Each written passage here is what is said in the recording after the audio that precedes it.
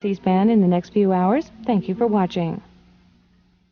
Up next, a Democratic candidates debate from Steel Valley High School in Moon Hall, Pennsylvania.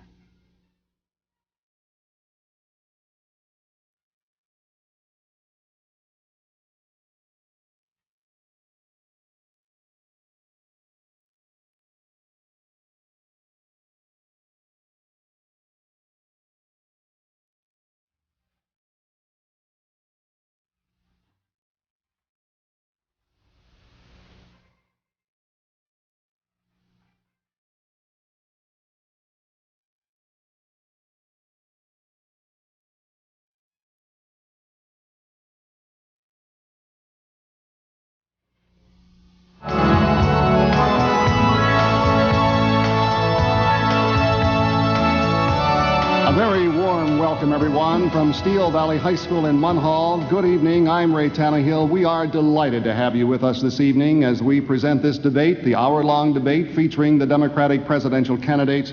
And tonight's debate was made possible by three fine organizations: Carnegie Mellon University, the United Steel Workers of America, and the Tri-State Conference on Steel. It is certainly the intention of these organizations that you be able to hear the two candidates tonight express their views on situations and problems which affect your everyday lives. Let us meet the candidates now. To my right, Massachusetts Governor Michael Dukakis. Governor Dukakis.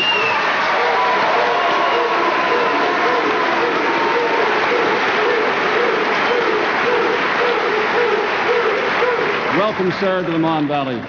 And on my left, the Reverend Jesse Jackson. Reverend.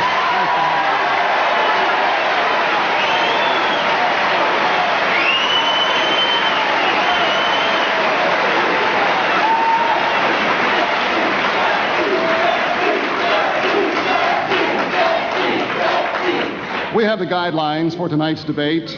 Each gentleman will have a minute and a half to reply to a question, and each will have 1 minute for rebuttal. And you will each have 1 minute for your closing remarks. Now, a coin was tossed before this debate tonight to determine who would make the first closing remark. Alphabetical order determined who would answer the first debate question. Now, in addition to the questions which I will ask, we have questions on videotape from people throughout this community. And with that in mind, we are ready for question number one, which incidentally comes from the United Steel Workers Union.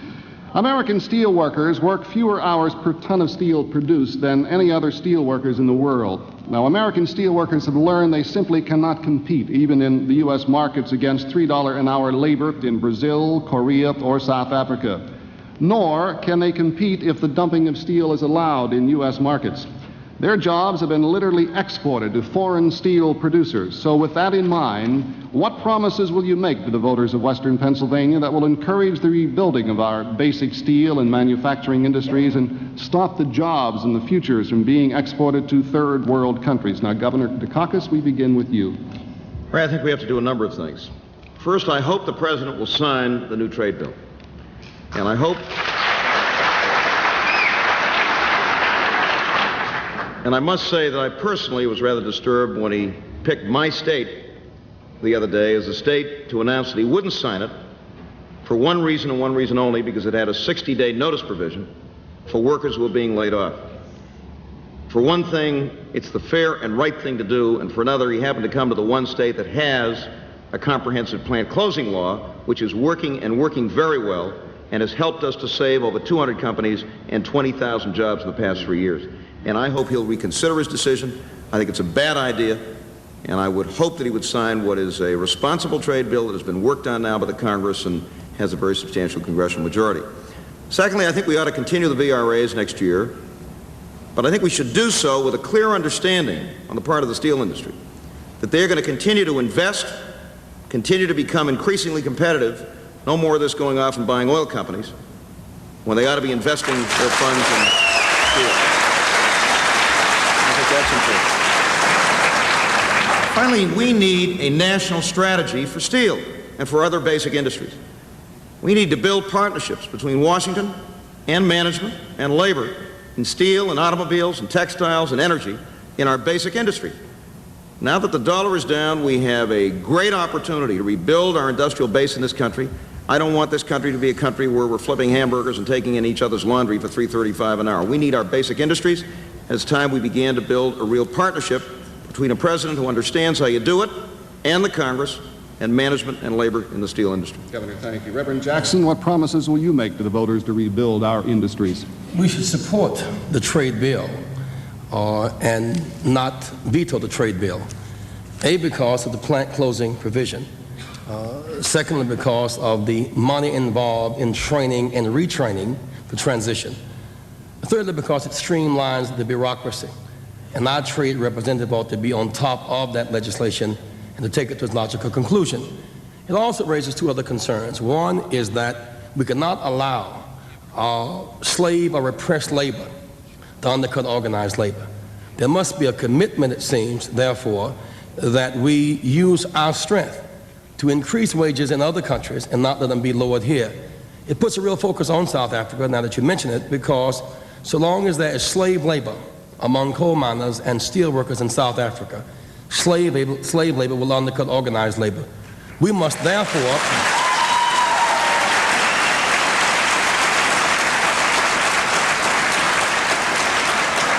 make certain that we see free trade and fair trade going hand in hand. For in some sense, wherever there is slave or repressed labor, it makes an uneven playing field for the American worker. The steel worker in Mon Valley can compete with the steel worker anywhere in the world. It's not a matter of better labor, it's a matter of fair labor and competitive labor. Thank you, Reverend Jackson. Governor Dukakis, rebuttal? Well, let me just add one other thing to what Jesse has said. Under the law today, the president is not supposed to grant trade preferences to countries that deny their people human or labor rights or the right to organize and bargain collectively. This administration has not enforced that law. We've been granting trade preferences to countries like Korea and Chile, where their workers have no right really to organize or bargain collectively, where there are no human rights to speak of, at least until recently in Korea, and certainly not at all in Chile. And it has only been within the past few weeks that those tariff and trade preferences have been denied. Now, what the Congress says to the president, look, you're not to give trade preferences to countries that do not extend human or labor rights to their workers. The Congress meant it. And I think it's a responsibility of the president to enforce that law. Governor, thank you. Please, Governor. 1 minute to rebuttal. That we must go a step beyond that, however, from the White House. We project to need $1 trillion for infrastructure redevelopment in our own country in the next few years. I hope, Mike, you would join with me committing out of our budget at least $5 billion a year to focus on research and development. We should strike the first blow for the freedom of steel workers in this country.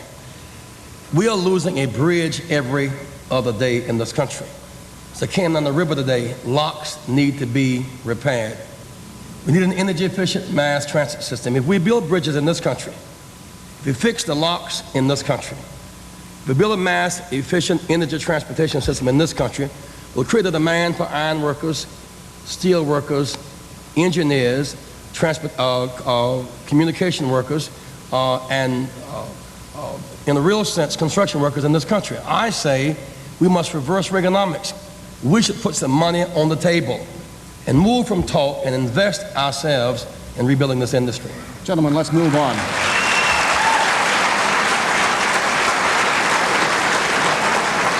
We are now going to look at our first videotape question recorded earlier this week, and the question comes from Charles Grease. He is the president of USW Local 1557 in Clairton. Gentlemen, watch. I'm standing in front of the only surviving LTV plant in the Pittsburgh area, a plant that just a few years ago employed thousands, today barely a handful. The same is true for my home plant, 6 or 7 miles downriver, the Clairton Works Coke plant of USX, a plant that employed 5,000 people in the early 80s. Today, barely 1,400. We're living in a valley where steel once provided the neighborhood families with an opportunity to realize the American dream, a home, an automobile, and education for their children. As I stand here today, that American dream is gone. Some say still is dead. The American steelworker doesn't believe that. We don't want jobless benefits. We want jobs.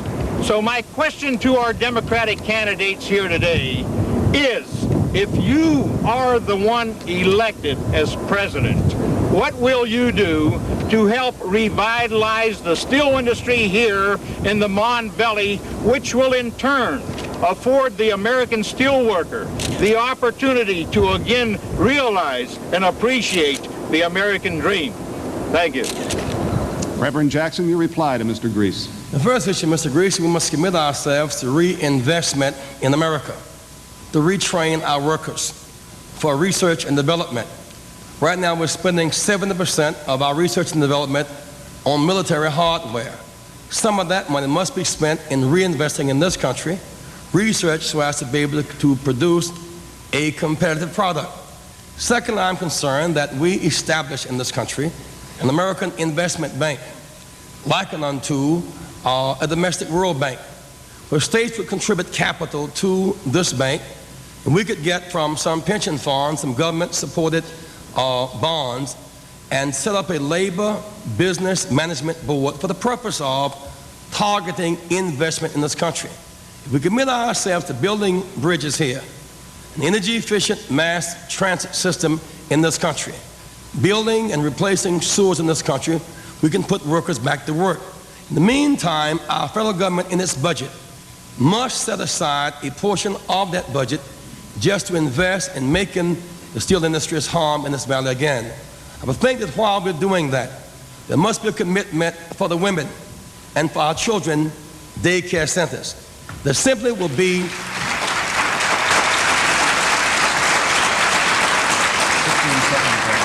my point simply is this: it's going to cost us to reinvest in America. In the long run, it's in our best interest. I see if we invest today, we can begin to put steel workers back to work in this valley. Governor Dukakis.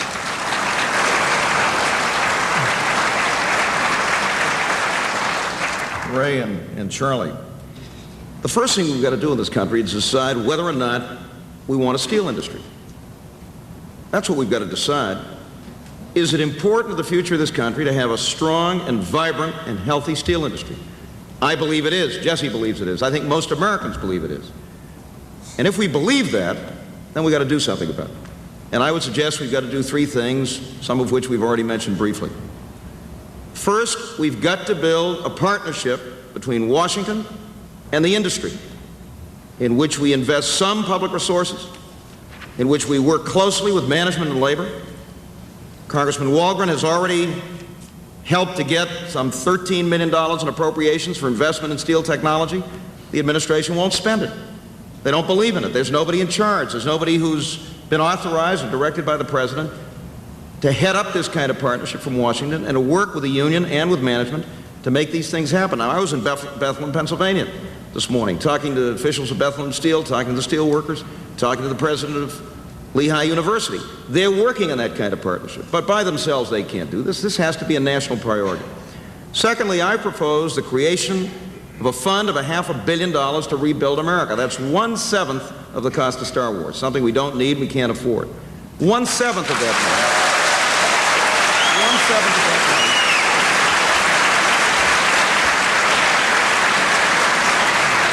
money, which could be invested in public-private partnerships in places like the Mon Valley and other communities and regions of this country that are hurting and hurting badly and need that kind of investment to come back.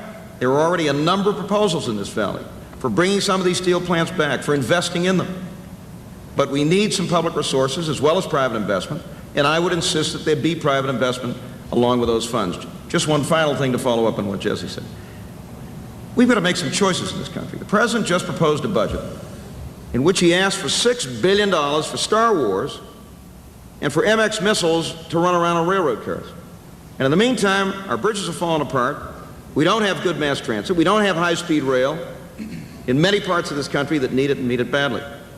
We've got to make a choice. Is it going to be Star Wars and MXs on railroad cars, or is it going to be the kind of investment in highways and roads and bridges and transit systems and high-speed rail and the kinds of things that we not only need to build an economic future in this country, but which will obviously create and increase the demand for steel and get people back to work.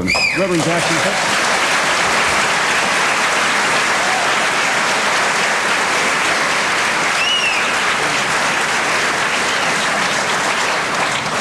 The kind of startup that we need, Mike, is going to require more than $500 billion. We have $1 trillion in infrastructure needs for the next 10 years. We're going to have to invest more, and we'll get better returns on the investment. The second dimension, however, has to do with a willingness to protect the steel industry in the transition, but starting from workers up and not management down.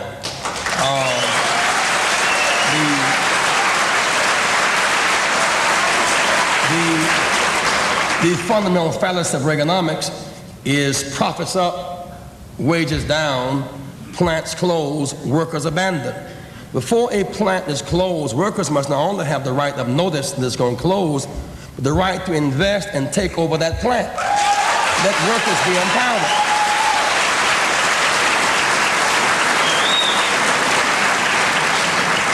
Furthermore, it seems to me that when a steel company can invest workers' pension monies in Citibank, and then those monies be used to buy a Japanese steel company to undercut the steel company in this country, it means that workers' money has been used to buy the rope they're hanging from. And that's why workers must be on pension fund boards and help determine the highest and best use of their monies. Thank you, Reverend. Governor, we're going to have to keep moving along here. Okay. We're going to move on to another question because we would like to cover as many opportunities here as we can tonight, gentlemen, and we are running a little bit behind. Now, one of the reasons, this question comes from Carnegie Mellon University, one of the reasons frequently given for the trade edge by foreign countries over the United States is that other nations invest more heavily in technological innovation, specifically research and development. Now, what policy would you set forth as president to enhance technological development in the United States? And Reverend Jackson, we begin with you. First of all, the government should just outright grant some money for research and development. Secondly, corporations ought to get tax incentives for research and development. And if we, in fact, focus on research and development, then we, of course, make a better product. We need more than research and development. We also need a commitment that will reflect our values. The key to that, of course, is growth. There's a market for steel in this country. A bridge closes every other day. And while research and development is important, we know how to make steel. We need contracts, not just training. A bridge closes every other day. In New York, just last week, the Williamsburg Bridge closed. I would certainly appeal to West Germany and Japan, for example, to join with us in a Third World Marshall Plan, and that is within the realm of possibility. What does it do? It creates a market for expansion, a market for growth. And so while there must be tax incentives and grants for research and development, there must also be markets, because to be trained is with no market is being all dressed up and no place to go. Governor Dukakis, what policy would you set forth to enhance technological development in the United States? I think we need a national center for steel technology in this country, right? Which is a partnership in which there are federal government funds and funds from the industry as well. A center which concentrates, focuses in on the technology of steelmaking, a center on whose board of directors sits appointees of the president, representatives of management, and representatives of labor who work together not only to develop the technology, but to work out what happens when you apply that technology. Because as everybody knows, somebody's going to be affected when you put new technology into a plant. And I want workers and their representatives to be part of that process, as they are in my own state, in our own Center of Applied Technology, where we have put together this center with a cooperative effort of management and of labor and of state government. In addition to that, there's one other thing that we really have to do. We're not going to develop the kind of technology and the kind of modernized industry, either in steel or other places in this country, if we continue to tolerate the merger and acquisition binge that is sweeping this country.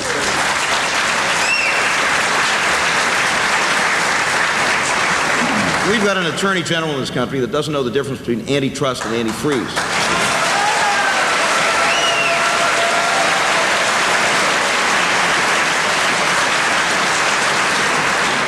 And I had an experience the other day in Buffalo which dramatized this. It was at American Brass, a steelworkers union plant, which had been acquired by Atlantic Richfield, an oil company, which didn't know anything about running a brass manufacturing plant. And management labor relations got so bad in that plant that some workers were literally firebombing the plant. It was that bad. Finally, Atlantic Richfield put the plant up for sale. Most people thought it was dead. It was acquired by local people in Buffalo. They worked out a very cooperative relationship with the union. Today, American Brass is in business. It's expanding. It's adding good jobs at good wages because good management and good labor relations have transformed that company. That's what happens when local management that has an interest in the community takes over these plants, and you don't have large conglomerates and multinationals that are acquiring these plants and then throwing them away when they're no longer. Governor, we must move on. Reverend Jackson? It seems to me that the only way we're going to stop this excessive merging is to have in that Justice Department a merger review board that will not approve mergers until the economic impact of that merger has been determined. That must go hand in hand with the antitrust legislation.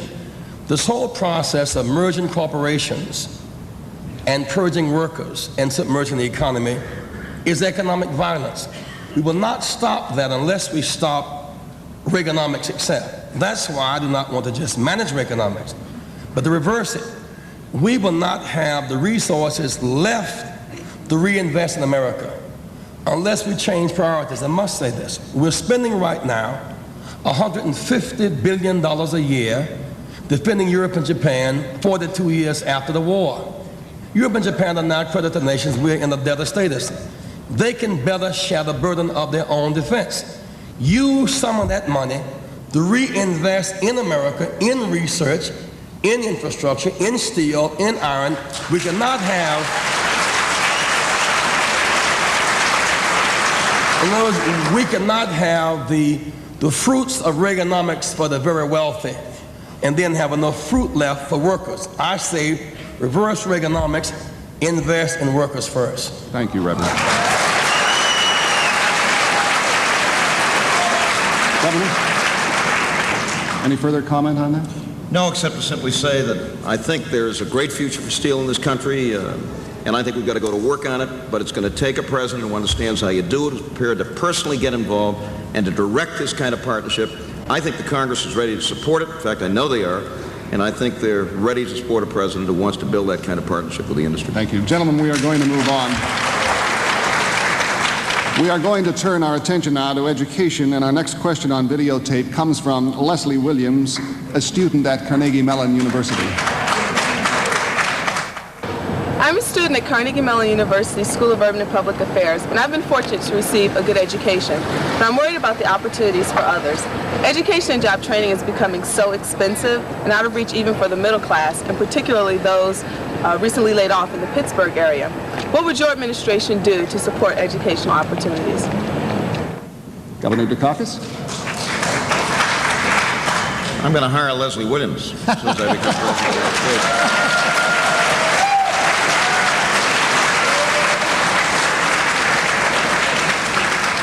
We need those young people in Washington. Absolutely. We need them in public service. If she has a resume, I hope she'll send it to me. I'd like to take a look at it. We've got to do three things if we're serious about improving educational opportunity in this country. The first thing we've got to do is understand that half of our public school teachers, Ray, in this country are going to retire in the next 10 years. And I can tell you from many, many visits that I've made to college campuses that I am not meeting very many young people who are seriously interested in a career in public school teaching. If we don't do something about this, we're not going to have anybody in the classroom to teach our kids 10 years from now.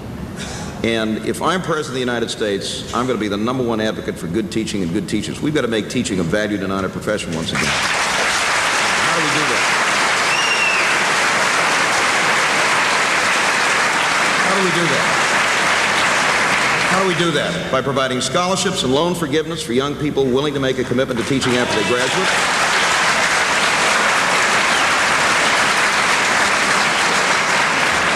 By reviving the National Teacher Corps and making it a real domestic Peace Corps for teaching. So young people coming out of school who may not be quite sure of what they want to do have a chance to do a teaching assistantship or a teaching internship for a year or two and get turned on to teaching.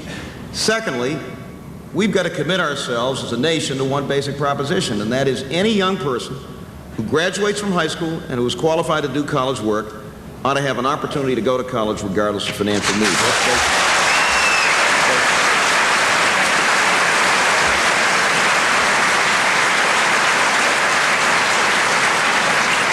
Third, we've got to do something about adult illiteracy in this country. We have 25 million adult Americans, most of them native born, who can't read or write. And with a very modest investment of money, we could organize citizens' literacy corps in every state in this country, train volunteers who would work with adults on a one-on-one basis. I've seen it happen in my own state. It's happening in other states. It's terrific. And it would be a wonderful opportunity for people to give themselves to others and to give that precious gift of literacy to a fellow citizen. It works. We could do it all over America. Thank you, Governor. Reverend Jackson, how do you reply to Ms. Williams' question? We have to do the opposite of what Reagan has done. He has said all the right things about education, but he has defunded education.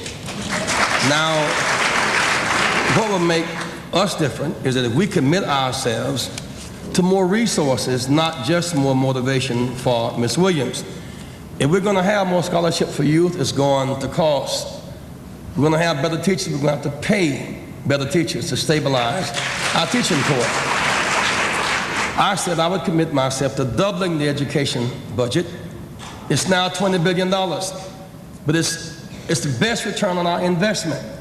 It makes more sense to invest in Head Start, daycare, prenatal care on the front side of life than jail care and welfare on the back side of life. Now,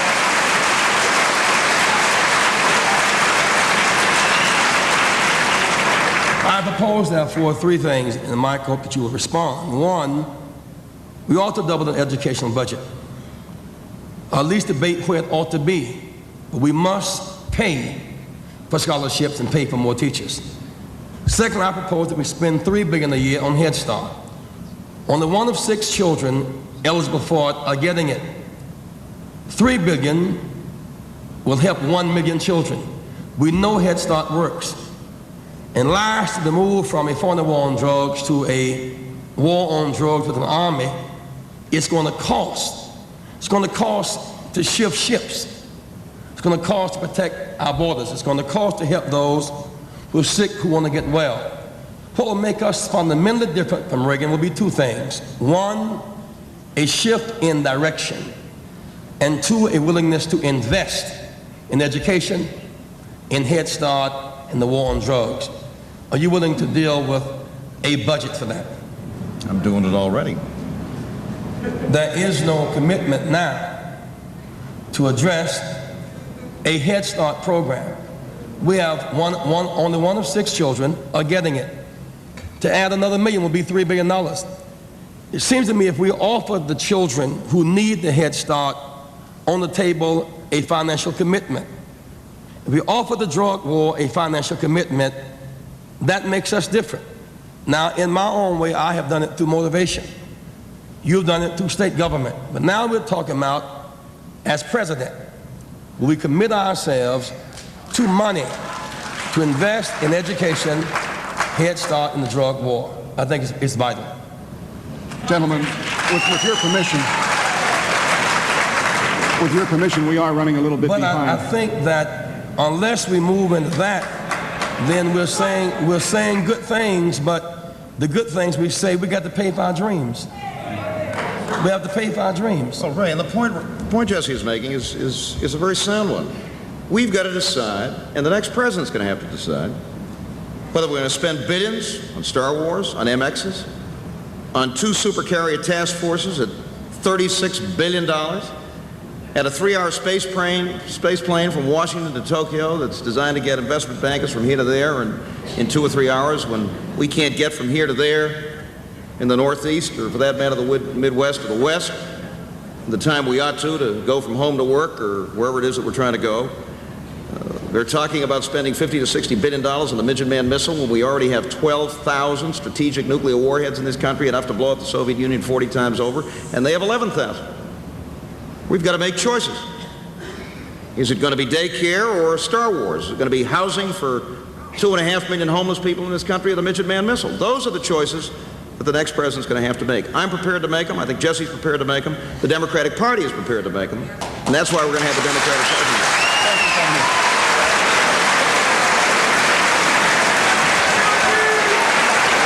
We are going to move on.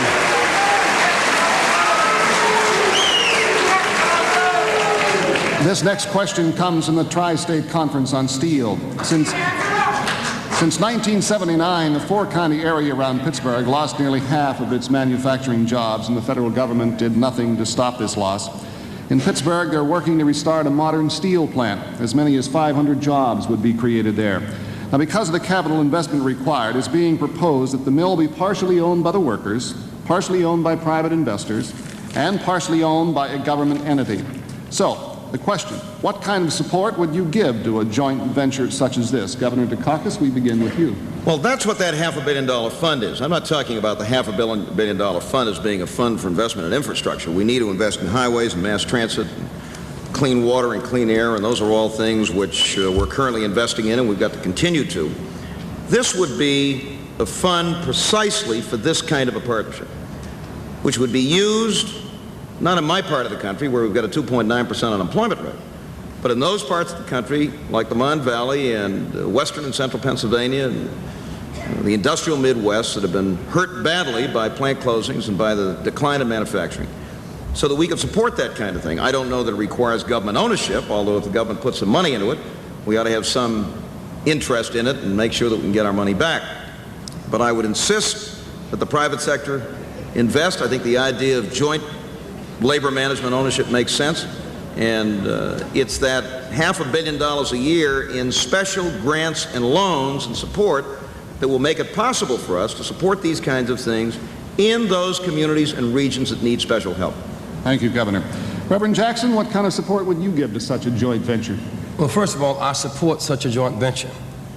Secondly, we have $600 to $900 billion in public pension funds, the workers' money. Pension fund monies ought to be as protected as FICA. It's the workers' money. You should not be able to chop the leg on your way out of paying pension funds to workers.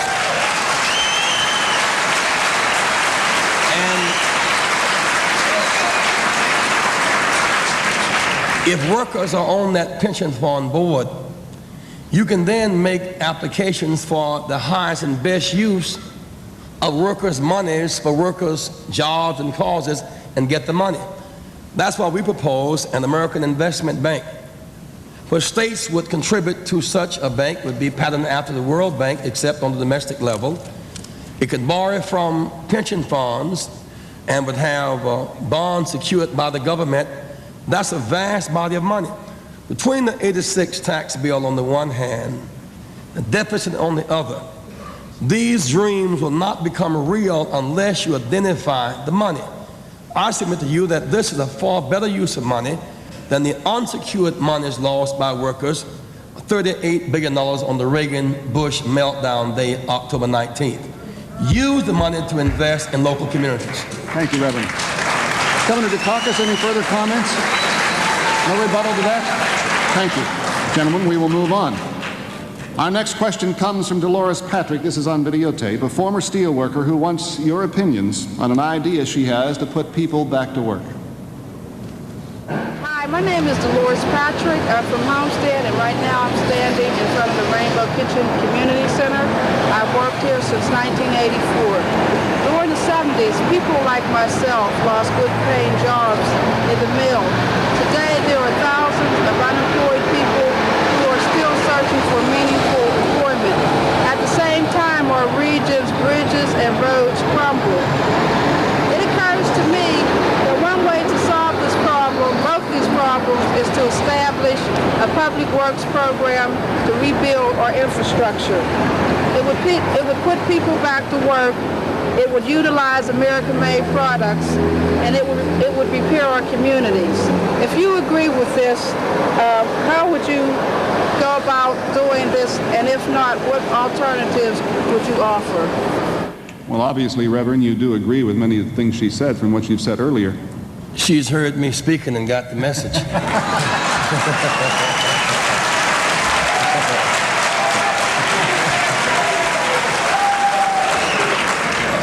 Again, there are three dimensions of what she's saying.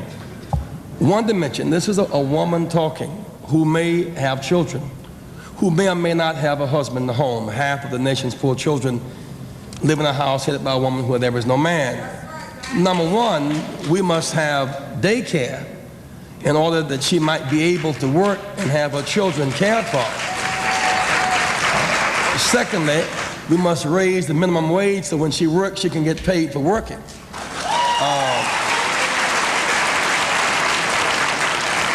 Thirdly, she ought to get comparable worth of pay equity. Women should get paid according to the work that they do. And fourth, if she gets pregnant, she should not lose her job just because she became pregnant. Her question raises the issue of daycare.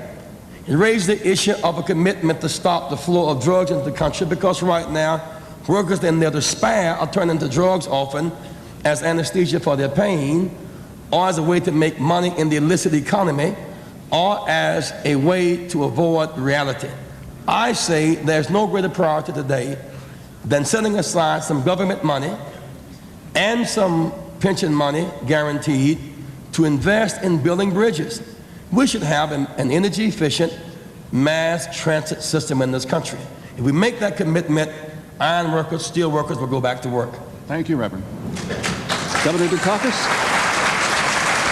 Well, you know, the irony of what's been going on for the past 7 years, Ray, is that the money has been piling up in the federal treasury. We're paying gasoline taxes in this country, and there were billions and billions in the highway trust fund that weren't being spent, and the administration wouldn't support a decent highway bill, even though the money was there by the billions, and those of us at the state and local level were waiting for it. We couldn't get it.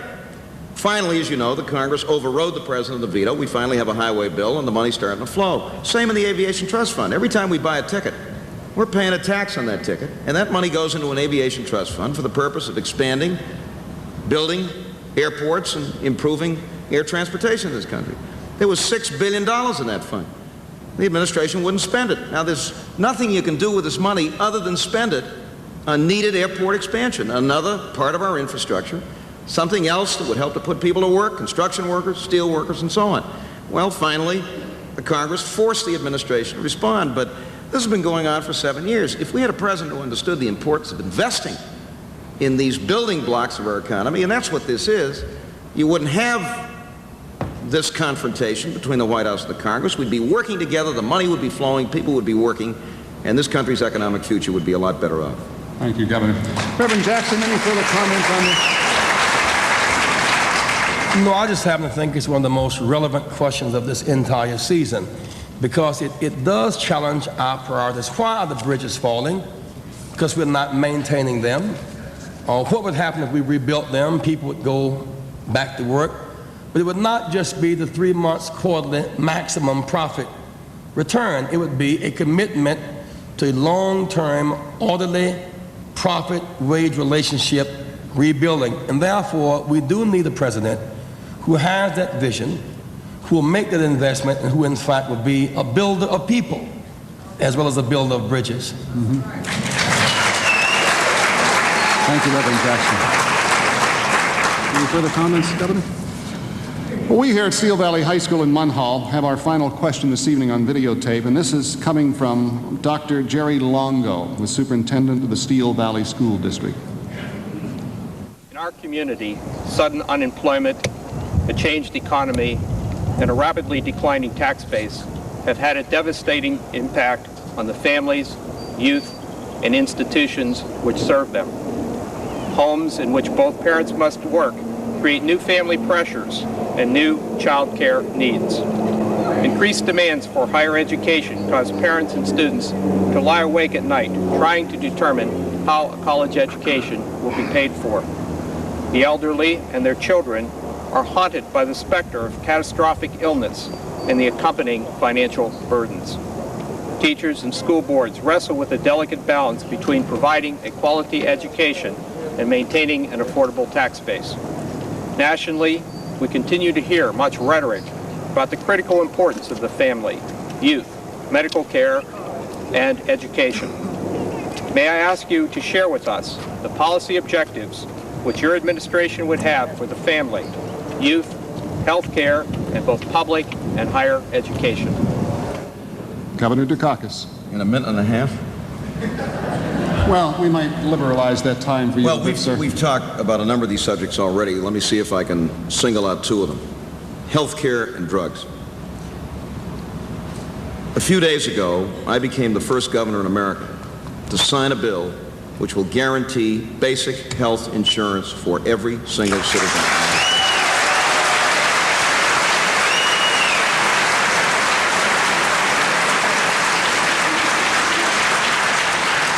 It's been 40 years since Harry Truman first suggested that it was time for the United States to join all of the other industrialized nations in the world with the exception of South Africa, which is the only other industrialized nation that doesn't guarantee its citizens basic health security and do that. We've done it in one state. It's time we did it for this entire nation. Jesse talked about the problem of women, particularly women who are all by themselves supporting families, and the difficulties and the obstacles in their getting back to work, the lack of daycare, the lack of skills, and so on. One of the biggest obstacles for a single parent going back to work is the fear that they're going to lose Medicaid. If every job in this country carried health insurance with it as a matter of law, that would no longer be an obstacle.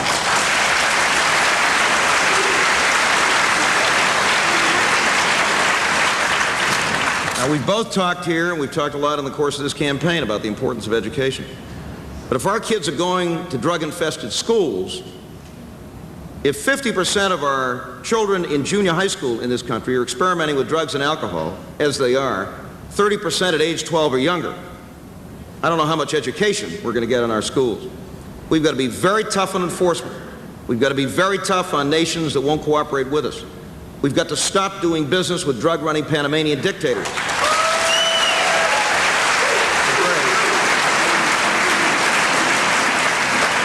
And funneling aid to the Contras through convicted drug dealers. But we also have to get serious about demand in this country. We've got to organize a national alliance against drugs that brings drug education into the early elementary grades in every single elementary school in this country. Anything less than that, and we're not going to deal with this problem. We're not going to work with our kids and their parents, teachers, and law enforcement officers. And I mean, Ray, it's got to begin in the early elementary grades. If we wait until junior high school, we're going to lose our kids. Thank you, Governor. Reverend Jackson. I keep pressing the point about the cost of these things. Reagan was able to move the Congress, in my judgment, in the wrong direction because he ran with a mandate. He argued a case and gained the constituency. I want to have a mandate. I want to know if the people sitting here tonight want me to double the education budget if I win the nomination. I need a mandate. Do you want me to commit myself to money for Head Start? I need a mandate. Do you want a war on drugs fought? It will cost to fight a war on drugs. You can't just focus on children because we're spending $150 billion a year buying drugs. Children are not consuming that amount of drugs, and ball players are not laundering that money. The drug war is, in fact, the war that will require a budget and priorities and a timetable. We perhaps have never fought a war like the war on drugs. I say in this campaign, I want to reach out to the American public. If you want someone who put forth a budget to be argued, which will reflect my priorities and my values, a commitment to shifting from Reagan's military buildup, commitment for the rich and the powerful to pay their share of taxes, I say, let's put money on the table to pay for education, to pay for scholarships, to educate our children, Head Start, and let's win the war on drugs. We will not, in the Jackson Action Administration, just say no. We will just fight.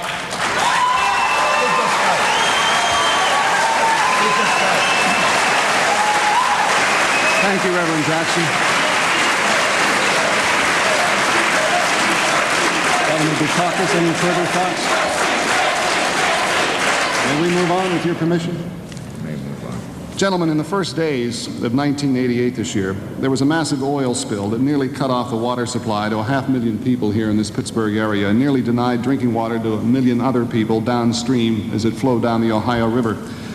Now, the tragedy brings to mind that nearly a third of the water systems in the United States are jeopardized by either disease, such as the giardiasis bacteria, or poor distribution lines. As President, what would you do to safeguard the drinking supplies of our people? And Reverend Jackson, we begin with you. Does that not go right back to the issue of infrastructure? Because, the ship it rotted and the oil was spilled. The reality is, today, we must have, at the presidential level, a commitment to an environmental protection agency that will protect the environment and not the agents. And there is nothing more basic to that than an Attorney General who's committed to equal protection under the law and environmental protection, who will go back and forth to court when people are in jeopardy as a prosecutor and not as a defendant. That's a step in that direction. It also means that in many instances, water is being poisoned by the use of insecticides, because of the chemicals put in even the very farming itself. There must be, therefore, a commitment to have an agency, which we already have, an Environment Protection Agency, people in charge who have the integrity and the will, with the full support of our government to make it happen. Thank you, Reverend Jackson. Governor Dukakis? Well, the fact is, Ray, that this administration came to office determined to destroy the EPA. Appointing Ann Gorsuch, appointing James Watt as the Secretary of the Interior. Everybody knew what was going on. Fortunately, they're no longer there, but the damage that they did, the Department of the Interior, the damage they did to the EPA still lingers with us.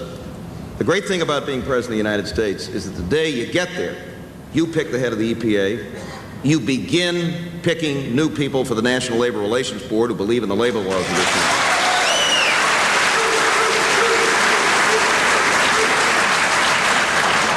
You have the responsibility to pick somebody to head OSHA who believes in occupational safety and health.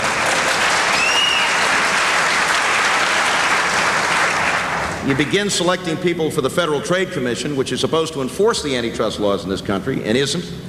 That's why a president can make such a fundamental change almost from the day he takes office.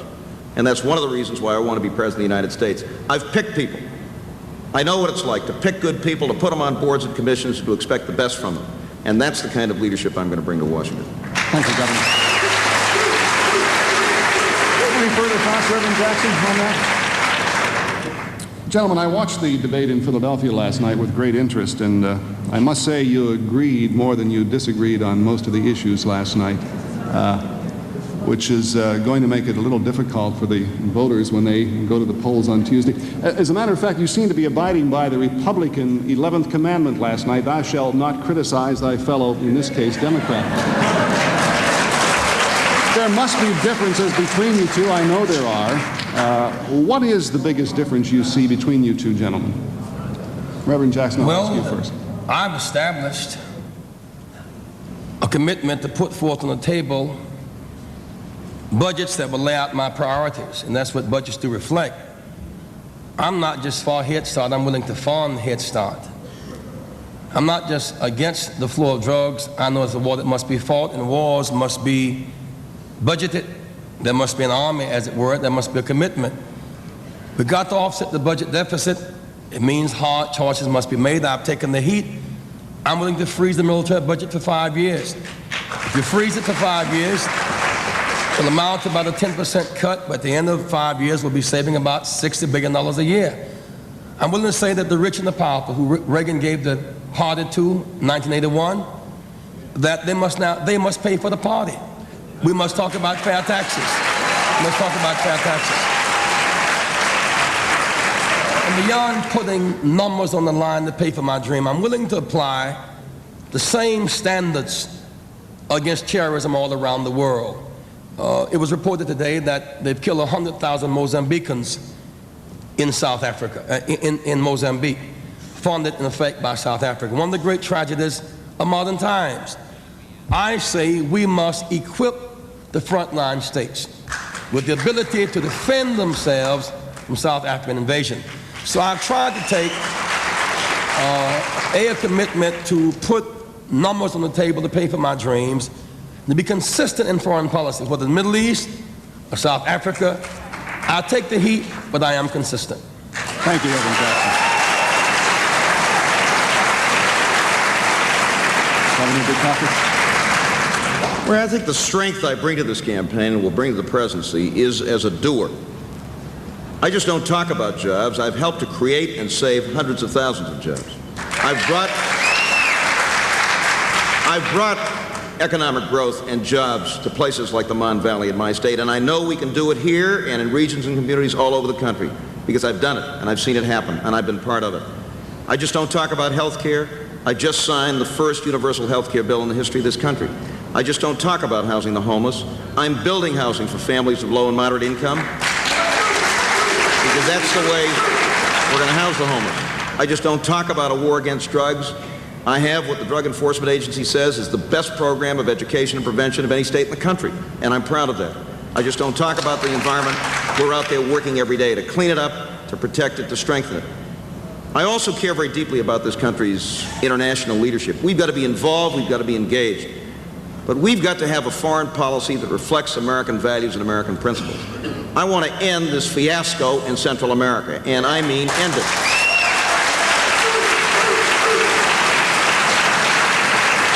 I want to sit across the table from Gorbachev and negotiate deep cuts in strategic weapons and a test ban treaty and get going on negotiations for reductions of conventional forces in Europe with deeper cuts on the Soviet side, and I think we can do that. And I want to work hard to bring peace, and I mean permanent peace, to the Middle East. That's why I'm running for the presidency. Those are the strengths that I think I bring to this campaign. I think those are the strengths I can bring to the White House. Reverend Jackson.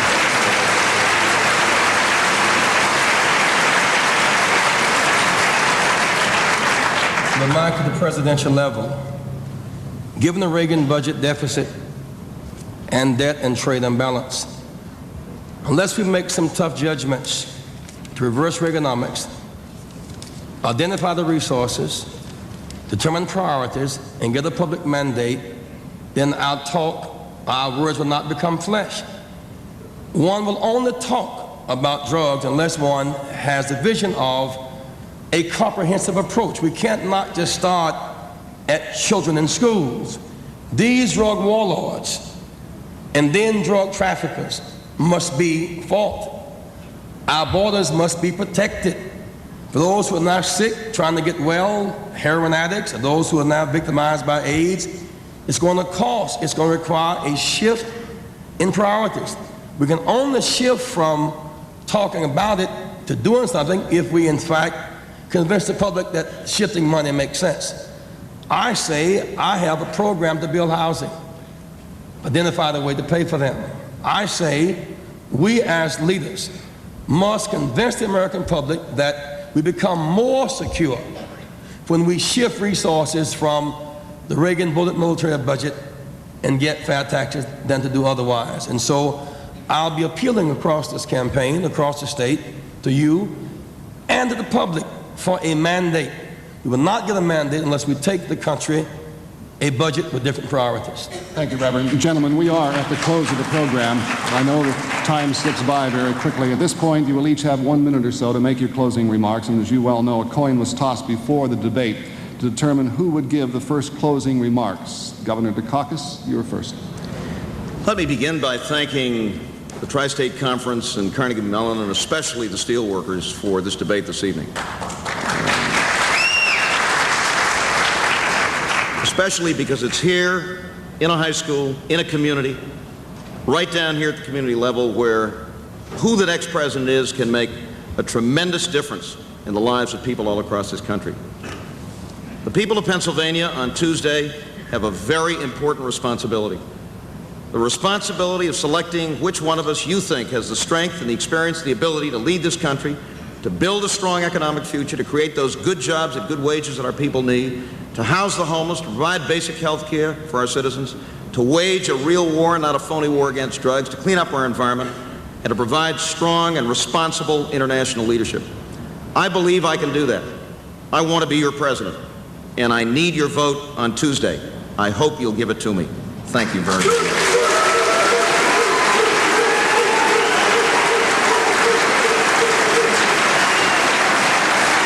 Reverend Jackson, in 1 minute, your closing remarks, sir. I'm grateful for this chance to share with you again tonight. I've been with you in Mon Valley before.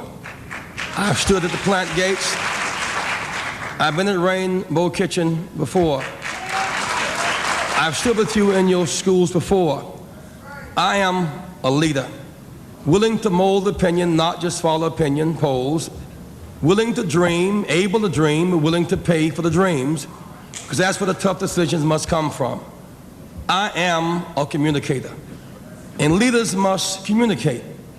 Lincoln communicated to save the Union. In a real sense, Kennedy communicated to inspire the nation. Roosevelt inspired to get us off of our backs when our backs were against the wall. And now I want to inspire you. I want to give you the strength to say no to drugs, stop drugs, save jobs, invest in children, reinvest in America. We the people can win. We are strong and determined people. And so I'm a builder of people, a builder of a coalition. Friends at the plant gate, at the hospital site, when I win, you win. Let's win together on Tuesday.